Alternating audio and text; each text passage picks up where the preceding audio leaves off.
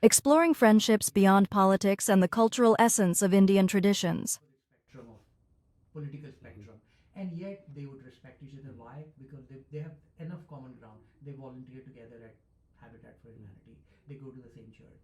They they uh, they run this soup kitchen. So they had enough common ground. Just having a different political opinion doesn't break their relationship, Yeah, which yeah, went away. He said, yeah, if we lose all of this common ground, what is the common ground? Hanging out in the church, yeah, volunteer work, running a soup kitchen, volunteering for a local non-profit. Those were the common ground. And so that gave me enough to say, Jason and I are not on the same page as far as politics is concerned, but he's my friend, he's my neighbor. I'm not going to shout at him. I will not tolerate anybody insulting him. I will never insult him. We are bonded together. So we could coexist happily, peacefully, even when we had opposite, diametrically opposite political opinion. What Putnam was saying, that if we lose this, then all we are left with is political opinion.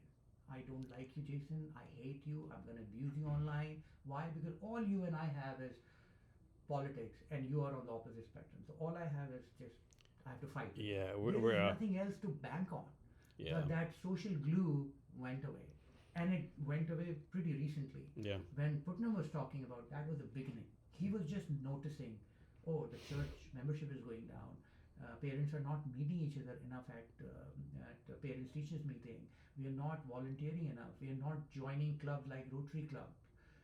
He was really warning us. I mean, his book is so prophetic in that sense. He saw that nobody else saw coming in a huge, clear way, and he wrote that fat book. Highly recommend. Bowling Alone, Robert Putnam. The documentary is called Join or Die on Netflix. I mean, how Amazing. times do you hear like on social media, if you vote for X, don't be my friend, right? Yeah, Like you were never my friend then, right? yeah, exactly. Or you don't do this, don't do that. You know, like that. I don't know how we get back to that point where we used to be before. I don't know if we're like too far gone. I don't know. I Hopefully we're think, not. yeah, I think social capital has to come back. We need to recognize that there's a poet, one of my favorite poets. He said something like, and I'm translating in English. He basically said that when you see a person, no, he said every person is a collection of 20%. Mm, When you see somebody, see it 10 times before you judge. mm. And that perspective is so important. You are not one person. You're a lot of person.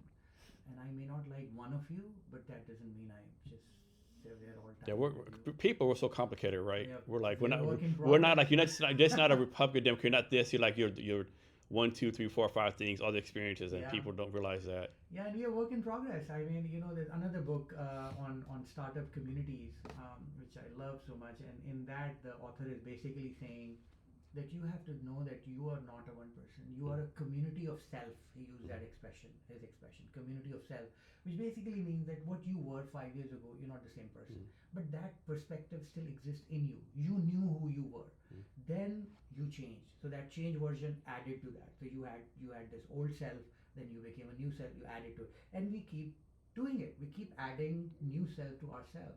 So we are in a way a community of self, and it's so important for us to look at each other as a community and not as just one person. Oh, I don't like Jason today because I have to look at mm. your environment, where you're coming from. And unless we do stuff together, unless we do, which Robert Putnam would say, unless we, community based work, he was looking at very community centric work.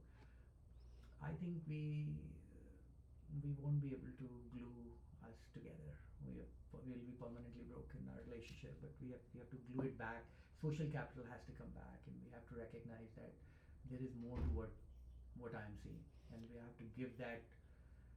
Uh, I have to be open to the idea that I don't know Jason fully. Mm. I have to tell myself, if you say something that hurt me, I have to get home and say, yes, I got hurt, but maybe there is something in Jason that I don't know, which I would fall in love with, and that would keep the relationship. We are too judgmental, and we're taking too quick decisions about each other. Yeah, I agree, And definitely. that, what you were saying, unfriending, the Yeah. syndrome, that did not exist. Mhm. I mean, there was no such thing as unfriend. Robert Putnam book also talk about, you couldn't unfriend your neighbor. How would you unfriend your neighbor? He's your neighbor. Yeah. You have to live with him. You're gonna see him at least once a You're week. gonna see, and you will see the same So person in the it's- church. You will see the same person in the audience. So you're gonna unfriend him, never speak to him again? Like, how does that work? How do you do that? Yeah. You can't do that. That was the understanding. But today, for some reason, we have come to believe that, yeah, I can unfriend you. Mhm. Jason, I've unfriended you. Now I don't want to see you. That's, Yeah, that is a word concept. Now you talk about that is a word concept. yeah. Yeah, we are a work in progress, I think. And when you see other people as work in progress, they see you as work in progress. And there is more kindness, there is more forgiving, there is more forgetting, and there is more like, all right, it's in past tense. Let's go have some coffee together. Let's Yeah. walk together. And what movie are you watching? What book are you? Mhm. It's easy to move on, Mhm. and rebuild the relationship. But if you have nothing else to talk about, if all you have is just one linear, narrow, black box of politics, that's all you have, then it becomes hard to forgive and forget and move on and talk about other things. So back to your relationship for a minute, right? Hmm. Isn't there like this major religious event in India where everyone goes to this river, like goes in a river or something? What is that called? Yeah, That's rivers like are- a major religious event in India, it's right? a big part. The rivers overall, I'll zoom out a little bit here. Rivers are treated as very sort of religious entities. They're not just bodies of water. Like two of the biggest rivers in India, and many more actually, but Ganga and Yamuna are treated as mothers. So we often say Ma Ganga, Mother Ganga. Ganga is the name of the river. So when people die, this is specifically to one religion. When they die, it is very sort of it is considered very religious for people who have died to take their body and immerse them in these divine rivers, Ganga or Yamuna or Saraswati. There are lots of rivers. So rivers again as an entity, it's not just it's not a water body. It's way more than that. It's a nourisher. It gives you sustenance. It protects you and your community. It basically is your sustainer. So there is this element of being grateful to the river, and they're all very, in many scriptures they are being described as mothers and your sustainer and deities and all kind. So what you are referring to is when people die, their bodies are immersed, and that it is said that if you immerse the remains of the person who died, then that person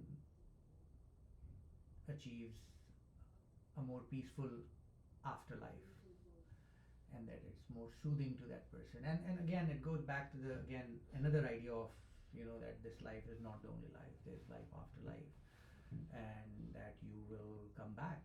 This idea of that you're in this life you're born as a human, but in the next life you might be born as hummingbird. And what would decide what you come back to life in what form, it would be decided by your acts. And acts are how good you are as a person, honest, kindness, but also when you die, in what way are you treated. So all of that collectively decides in what form you'll come back. So this is all very it's very nuanced and very complicated rituals involved. Certain days, certain nights are more religious than others. Certain months are more religious. The wedding season, for example, in India is there are certain times when the stars are aligned. And I grew up in Delhi. February, for example, is one of the craziest months because it would not be uncommon for you to go to Delhi in February and have like 150,000 weddings happening in the town, in that city.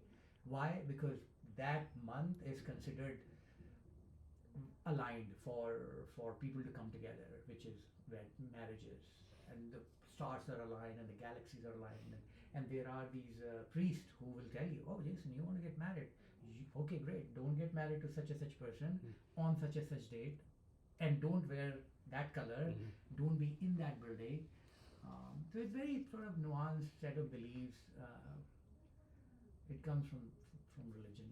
I know religion, like, I know a lot of people like very religious. They believe whether they're Christian, Catholic, Mm-hmm. whatever it is. But I don't think people don't realize like the where you're born at has so much to do with your religion, right? Like if you're like, I don't think there's very many, Roman Catholics in, Saudi Arabia, right?